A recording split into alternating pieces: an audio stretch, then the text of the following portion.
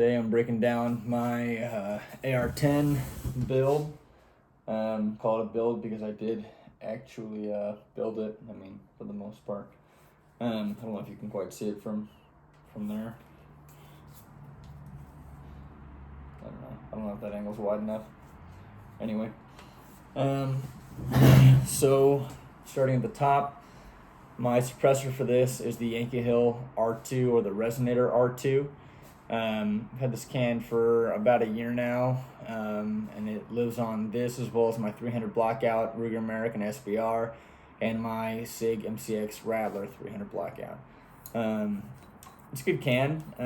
It's not like crazy quiet, but I mean it's really mitigates the that concussion and the noise from 308, which on a bolt on a gas gun is pretty noisy. So it's a good suppressor. I don't really have any complaints about it. I do have a Liberty Precision Anthem S2 awaiting approval right now that I just certified it the other day. So hopefully with some of these HCF wait times coming down on Form 4s, that'll be approved soon, and I think that'll get a lot more sound suppression. But this is a good can. It's rugged, it's durable, and it was inexpensive. I use the Reardon Atlas system, and on my muzzle device, I have the Reardon DPB, which I'm pretty sure stands for double port brake. Yeah, good combination. I like Reardon. Never had a problem with this coming loose, so works really well. My bipod is the B&T Atlas bipod. It's the BT46 LW17. It's the same one that lives on my Block 2 M4A1 with the non-rotating legs and the ADM QD lever. So it's really nice to be able to pull on and off. I have a Knights Armament Picatinny slot right here that mounts onto my M-Lock. So that's just there for my bipod. While I do switch this bipod between this and my M4A1, it primarily lives on this. Obviously, this is more of a long-range rifle, and so the bipod is more of a need on this gun. Good bipod, I really like it. It's expensive, so I've only got the one. My front backup sight is a Magpul Backup Pro. Nothing too special there.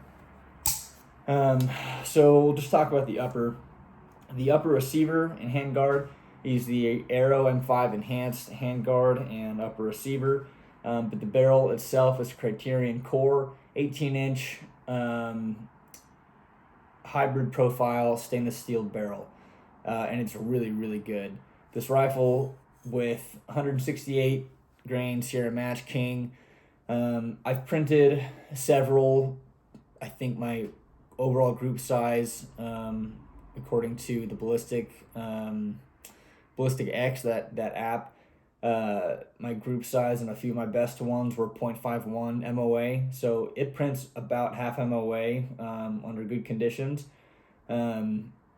So it's really precise. It's an awesome barrel, and I really love it. I have no regrets. On the more like average, it can regularly print groups at about 0.65 MOA, but my best ones that I've been able to get occasionally about 0.51. So awesome barrel. Really like it. I have an Odin Works adjustable gas block in here with a BCM gas tube. The barrel, when you buy it from Criterion, you can have it come with the gas tube, and you can buy a gas block that comes with it. But I liked the different positions on the Odin Works one, so that's why I got that one. And my bolt carrier group is a I'm forgetting now. I think it's a Fulton Armory pre-head spaced bolt carrier group that comes with the barrel to make sure it cycles properly.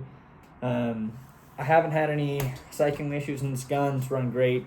So installing the barrel on a Aero enhanced upper is really a breeze. It was awesome. It's a pretty easy job, and it's my first time installing a barrel on a rifle, on an AR at least. So it was great. I like how thick the enhanced handguard is. I like a wider handguard on a large trim AR like this. I don't like a thin handguard. I don't think it looks nice. My vertical foregrip is a Knights full-size broomstick that was modified specifically for the Aero enhanced handguard profile by a guy on Reddit whose handle is White Rhino. This is the first time he's ever done this. He has made a couple of other vertical grips for me that have been like the chopped stubby ones on my M4A1 and my MCX. And I emailed him and said, hey, I would like a Knights full-size vertical grip modified for M-Lock, but I need the profile to match the bottom of an Aero enhanced M5 handguard, which is the same overall profile as the M4 handguard. And he said, all right, well, provide me the dimensions. Fortunately, I had a friend that had the same handguards, so he drew up the design and then cut a mock-up. It turned out really well, and I purchased his first full-size Aero enhanced handguard profile CAC broomstick. So really like it. I like a vertical handguard on a rifle like this, because this is gonna be my new coyote hunting rifle, something with a little more power. And carrying it with a vertical foregrip, I find is a lot easier than having my hand wrapped at this like unnatural angle around the handguard. So this is a nice carry point when I'm carrying it around. Pretty cool. It's nice to have a little custom vertical grip on there. All right, going to my optic setup. So my optic is a Vortex Viper PST Gen 1 6-24 by 50. And it is mounted in a Reptilia AUS 1.54. I'm pretty sure these are 30 millimeter. This is a 30 millimeter tube, as far as I remember, which is kind of unique for a high power scope like this, up to 24 power. So I'm pretty sure it's 30 millimeter. But yeah, 1.54 height. On top, I have a Holosun 407C X2 mounted on Reptilia's 12 o'clock ROF mount. And I have the Reptilia ROF 10 millimeter riser for RMR, because the top turret on the Viper PST is so freaking tall that obviously my entire red dot would be obscured if I didn't have the riser on there. So yeah, it's super, super tall. I have the 100 Concepts kill flash on my 407C. I build most of my rifles for like end of the world scenario. So yeah, as a kill flash on a long range rifle that I use for coyote hunting, overkill, probably. But I think signature reduction is something that is overlooked a lot of times. So we're building rifles that are end of the world, something that'll probably never happen, but as a hobby, we like to do that kind of thing. Signature reduction, like I said, is overlooked, and kill flashes are a big part of mitigating reflections or glare off of optic lenses when being looked at head on. I don't have a kill flash yet for my objective lens on the Viper PST. I'm having trouble finding one that will fit this exactly. Tenebrex makes a Sun Guard, which is a kill flash that's supposed to fit inside the Butler Creek scope cap, but I haven't been able to find it. It didn't fit, and I'm thinking of just like sanding down the edges of it and hoping it fits in the end. I don't know. I know that Tenebrex also makes like a whole scope cap system that has an integrated kill flash. It's just really expensive. The whole thing, if I were to buy all of it, would be like $250, and it's just it's a lot of money for a kill flash. So I'll save up some money for that down the road and throw that on here. Fortunately, the 100 Concepts is an inexpensive solution, but I've had trouble finding a cheap solution for a kill flash on my objective lens. So later down the road, I'll get one on there. I have a Mischief Machine 3D printed through a lever, which is pretty nice. It's kind of thick. All their stuff is really thick because it's 3D printed, but it works really well. And then I have Butler Creek scope caps. My rear one has my drop chart.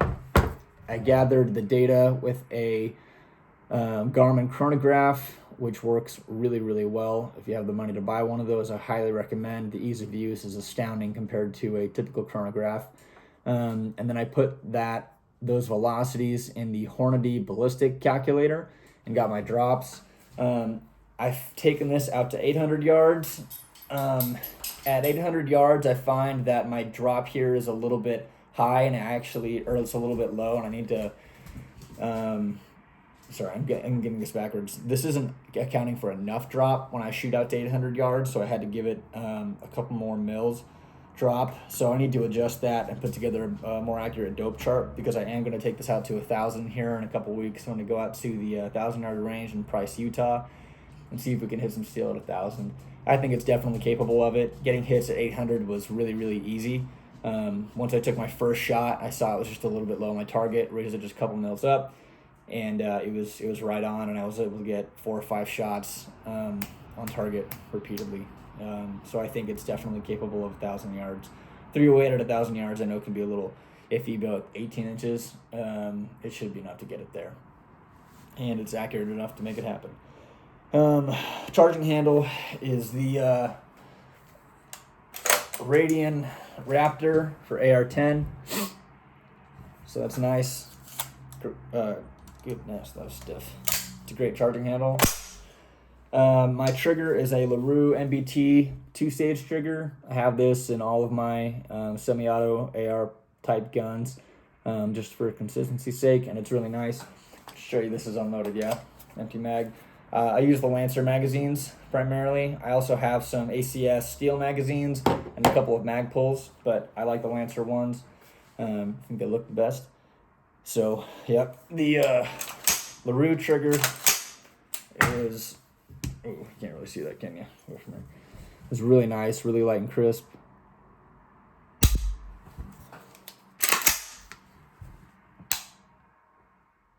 Yeah. Great trigger.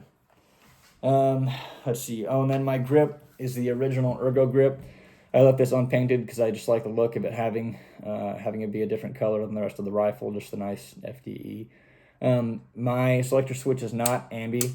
I should throw one on there though, because when you're doing long range, typically you don't grip the grip all the way around, and so it'd be nice to be able to use my thumb to operate this selector switch.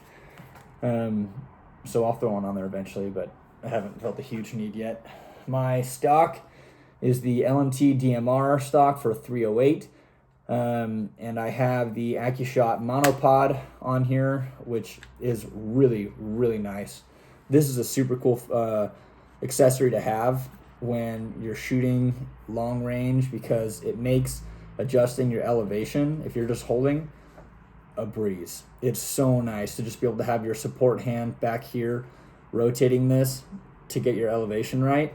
And if you don't want to just do the whole thing where you're rotating, you just press this button right here and it drops it all the way down. It's super nice, and then it folds up when you're not using it. I did have to, if you noticed, I had to use a Dremel to mill out the back of my stock right here, a little notch there, because the monopod wouldn't fold all the way, and it would, if it was, if you're holding the rifle horizontally, it would just fall down because it was interfering with it. So I took my Dremel and just milled out. It looks like crap, yeah, but it makes the monopod work and retain its folded position. So really like the stock. It's really comfortable, obviously adjustable, length of pull and cheek weld. Or cheek riser, so it's pretty nice. Yeah, I don't know if there's too much more to say about the rifle.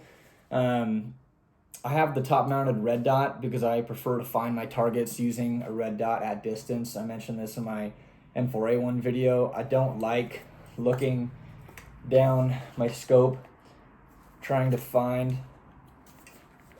a target. I really prefer to just be able to peek up, find it with the red dot, drop my head down, and you're on target already. That's just how I operate. I like that more. Seems a lot easier to me. And for coyote hunting, occasionally get a coyote come up a little bit closer distance, so it's nice to have the red dot. I haven't had that happen yet. I have not had a coyote run up on me and have to use a red dot. Haven't even taken this on a coyote hunt yet, but hypothetically that's what I can use instead of carrying around a 12 gauge separate. So I did forget to mention, I have a little level on there, a little bubble level. I don't know if you can quite see it. I just got this off of Amazon. I know there's more expensive ones. I know Knights makes one that I'm sure would be great, but it's like $100-something for a bubble level, and I couldn't find it in stock anywhere anyway. I bought this kind of experimentally to see if it would be true, and I found that it was true to the level of my top rail and my scope, and when I took it out to 800 yards, the level was accurate. So for a cheap little Amazon bubble, it's worked out pretty well, and I've got no complaints. Overall, love this rifle. Love shooting it. Don't need a sandbag at the end because we got the monopod. That's also another nice thing is when I'm going to long range, I don't have to pack a heavy bag because the monopod does all the work and it's incredibly steady and it makes for repeatable follow-up shots. So I will talk about the paint job on this one. I haven't on my other rifles, but paint job on this one is intended to match like some lower sagebrush. Here in Utah, we've got a ton of sagebrush. And so this lighter green matches that sage really, really well. Some lighter tan vertical streaks going up here to match some of that lighter tan grass that grows, and then just a darker brown and black background to act as shadow and just like a darker background color. So it works pretty well in sagebrush. It looks great. So I know the paint job looks to be a little bit much. Primarily sprayed my base coat just overall, and then I used a sea sponge to accomplish a lot of the other texturing. Gives it a much more natural look than just like stripes that you can get with a spray paint can. So I like the paint job. I like painting all my rifles, as you've seen in the other couple of videos. So it's just how I like them. Makes them more personal, and it kind of ensures that I don't go changing a bunch of stuff once I have a good setup. There's no need to fix what I'm broken, right? So anyway, good rifle. Oh yeah, Magpul backup, iron sight. Obviously only gets deployed if my whole optic setup fails. I just like backups. Good to have a backup.